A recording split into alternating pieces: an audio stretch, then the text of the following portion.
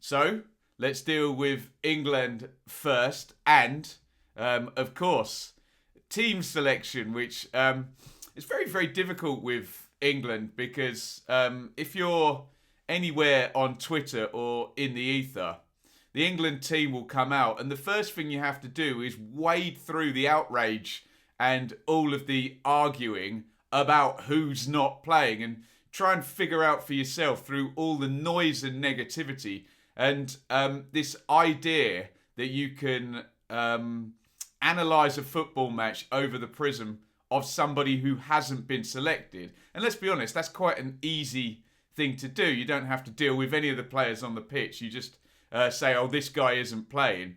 So it's very difficult to wade through. I've been trying to do my best during the tournament. And here is what Southgate went for from his 23-man squad of very good players, of which 12 very good football players will not start.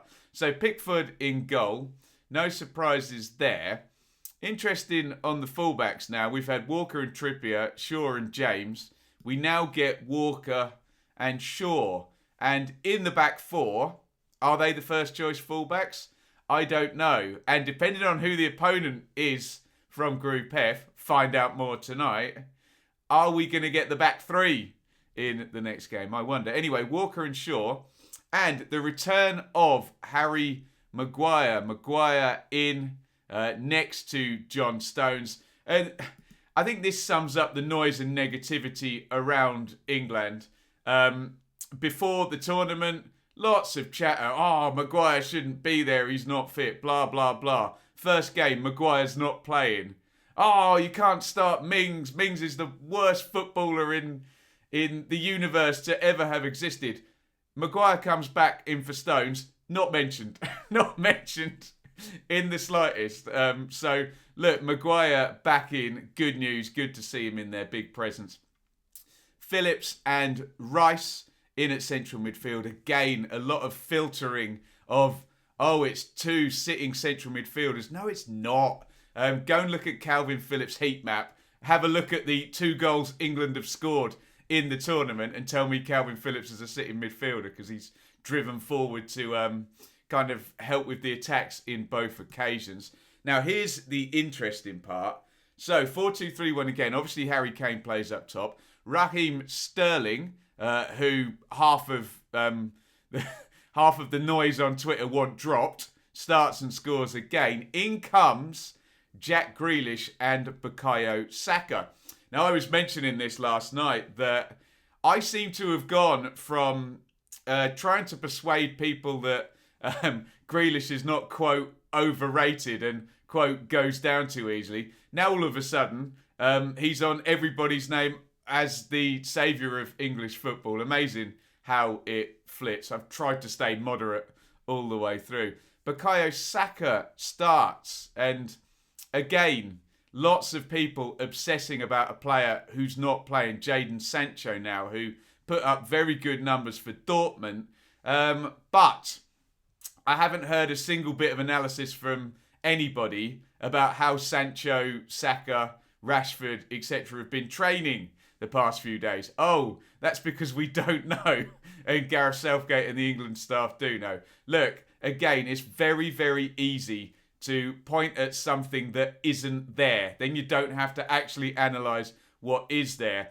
What is clear from the qualifiers, Saka scored, didn't he? I can't remember which qualifier. One of the qualifiers up at Borough. Not qualifiers, the pre-tournament friendlies or whatever.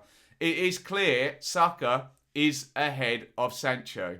And we can either be outraged about this with little or no knowledge other than his numbers for Dortmund last season, or we can assume that the hopefully highly qualified and knowledgeable England staff have a plan, they have a hierarchy, and let's give Saka some credit. He's obviously played himself in ahead of Jadon Sancho, and that is what that is. And look, the team selection for the next game will come out and we'll get exactly the same thing, but that's what Southgate has done. I think the populist view a little bit got what they want. Obviously, Chilwell and Mount not around. They got Grealish. And I think that's a good that's a good thing. We'll talk about Grealish in the game. No mention made of Maguire whatsoever, and from what I could see, hey, maybe your Twitter feed was different. Maybe I should stop obsessing over Twitter myself. It's a very loud minority sometimes, and it does kind of represent the most extreme views sometimes. And the Sancho thing, will it quieten down, given Saka played well in this game? Probably not. And then there's Foden as well, isn't there, who was on a yellow card. Let's have a look at the Czech team. Far more settled than England. Well, no, that's not true, is it? Because if you think about the England team, Pickford, Shaw, Stones, Walker, Phillips, Rice, Sterling, Kane are all pretty regular, nailed on. Honestly, nailed on, but certainly viable starters. Right, Czechs. Vaslik, Kufal, Cheluska, Kalas, Borrell, Souček, Holeš, Masopas, Darida, Yankto, and Patrick Schick. Remember, Patrick Schick's got 3 goals. Harry Kane at the moment has 0 goals, and we know after this game he's got 0 goals. Let's have a look at the bit of the action. And look at that, 1 minute 46 seconds. Sterling, just a direct ball knocked over the top. Sterling chases in, loops it over the goalkeeper, hits the post. A few things interest me now. This has happened in all 3 of England's games. They've hit the post at 0-0. Foden against Croatia, Stones against Scotland, and now Sterling. And look, again, I don't know what the obsession is about Sterling. He's won the title this season for Manchester City. This is a very clear example of what Sterling can give you. Where is Kane in the picture, in fact? Look, if Kane comes massively short, Sterling is very good at, in those moments, making himself the number 9, stretching the defence. And this is what we didn't see in the game against Scotland, a bit of variation on the passing. Yes, Scotland were quite deep for a lot of the game and kind of asking England a question that they frankly couldn't answer. But a nice ball just into the channel. Sterling running in behind. If, as some people want, Foden, Mount and Grealish, no, none of those 3 are making that run at all. And Sterling in behind and hits the post. And here is the goal. And this is great. It's really, really good goal, I have to say. 11 minutes, Sterling header it in on the back post. And lots of good news in this goal. You got Calvin Phillips literally not sitting in central midfield next to Declan Rice, pushing up down the right. You've got Bukayo Saka doing really good work down the right with Phillips, crosses it into the back post. And it's really nice, actually. I think it's Grealish and then Kane. Kane then knocks it out to Grealish, so you've got Kane involved. Players arriving from the other side in the box. Then you've got what Grealish brings you, the nice dancey feet and the cross, little nick on it on the back post. Then you've got Saka arriving in the box. And of course, the whole point in Sterling's game is he plays for a team that has lots of possession, creates a lot of chances. He'll find the space and finish them off. Will he be very good in the pattern of play that we saw against Scotland, where he's 40 yards away from the goal trying to make the play? No, probably not. But this is his 2nd goal of the tournament, doing exactly as I just said, being one of the runners, maybe not even the 2nd man, maybe the 3rd man in terms of, Kane's moved, but, keep their eye on Kane. There's a wide play, and it's coming in often from the other side of the play, and he's done it again, and Sterling gets the goal, his 2nd of the tournament. Good on him. And Harry Kane could have got his 1st of the tournament. Lovely slide through from Harry Maguire. Kane touch, comes inside. You're thinking, is he going to shape it in the corner, the far corner? Is he going to give the keeper the eyes? Keeper stands up well, Vaslik. And wouldn't it have been great if Kane, knowing what we know now, once we got out of that anxiety of, are we winning this group or not? First world problems, of course. Once we got out of that anxiety, it's okay. Can we win nicely and play well? England then do tail off a little bit, I have to say. Is that Holeš with the long ranger? The Czechs come into the game, and they actually come into the game to the point that England couldn't really get the ball for this period. That is going in the corner. We saw a few replays of that. Decent save by Pickford, who's now got his 3rd clean sheet. And that was close, wasn't it? Bit of chaos in the box. Shaw makes a good block. CZECH, look, Pickford's completely done on that one. He's not saving that if it's in the corner. It just fizzes wide of the post from CZECH. Jordan Henderson comes in for the second half and has this goal ruled out for offside. Very close call, that, actually. Bellingham and CZECH seemed to touch the ball almost at the same time, but VAR rules it was Bellingham that played it through, and therefore Henderson was clearly coming from an offside position. Can you see him on the pitch there? Where's Jadon Sancho? Yeah, there he is. He is on at this point, so the people obsessing about players who aren't being used got to see Sancho for 10 minutes, so he's got some minutes. They got to see Bellingham. We didn't get to see Calvert-Lewin, although we did in the first game, didn't we? So, look, the long and the short of it is England have won. The Czechs perhaps sat in a little bit, maybe knowing, okay, at this point, we'll talk about Croatia in a sec, they'd gone up into second position.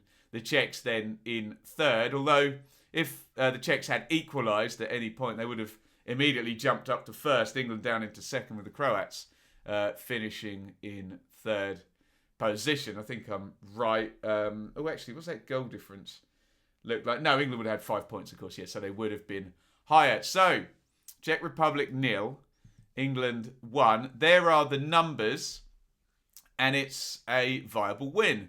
And the difference between the Scotland game, look, 3 big chances. People will point to 7 total shots to 5 for the Czechs. However, look at the shot map.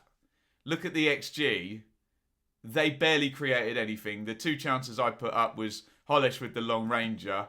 CZECH, okay. That was from I think it was from a set play, wasn't it? In the second phase. Forgive me if I'm wrong about that. And a bit of a bounce about. And yeah, the one... there was another moment where Maguire kind of half-headed clear and there was a shot blocked there as well. But, look, we talk about sort of game management. Either, I mean, this is not binary, obviously. Either England are just doing the bare minimum to get through here, or are they managing the games well? I don't know. And will we find out against really decent opposition? There is a sense that, you know, England start strong in a lot of these games, maybe the Scotland game aside, but certainly the Croatia game and the Czech Republic game, they got in front and did they try and manage the game? And it's, again, it's the whole echo chamber and the bubble of following England where there does seem to be so much contradiction and hypocrisy. I always remember... you know, England going out in tournaments past and, they've, you know, the normal accusations, they can't keep the ball, they can't control a game, they can't see a game out, all of that stuff. Are they doing it now? Are they being criticised for it? Let's be fair, whatever England do, outside of qualifying, unless it's a 3 or 4 goal win, they will be criticised. The team selection will be criticised, the manager will be criticised, people will obsess about players who are not playing. And it is, you can see, it's a bit of a head. I can't think of a polite word that I can say on YouTube. A bit of a head scramble to get your head around all the noise and actually figure what is right and what is wrong here. What we do know when we flash up that table, which I don't appear to have, where we will flash up the table at the end of the show. What we do know is that England have qualified with 7 points. They've not conceded a goal either. And look, I know this is and isn't a silly thing to say, but if France or Germany or Spain or Italy had qualified in that manner, from the outside, with the grass always being greener, would we be saying, they're hard to score against? And then flip it over, will nations be scared to play England on the basis of the first 3 games? I'm not certain they will. So, look, we'll talk a lot more in terms of previewing the game. Look, let's figure out who the damn opponent is first. in that regard. But my analysis of this game, and really the group as a whole, says England hopefully have been in control. They were in control in the Croatia games, the Croatia game and the Czech Republic game. Were they really, after the outrage had subsided, were they really out of control of the Scotland game? Or did Scotland sit in and basically stop England winning and control it in that way? I don't know. And again, the proof's in the pudding against one of the bigger nations. But England are through. They've topped the group. And this is the route we are going now. Czech Republic 0, England 1. Get your thoughts in the comments. At the end of the video, we will have a look at the tables and everything potentially about to happen in Group F.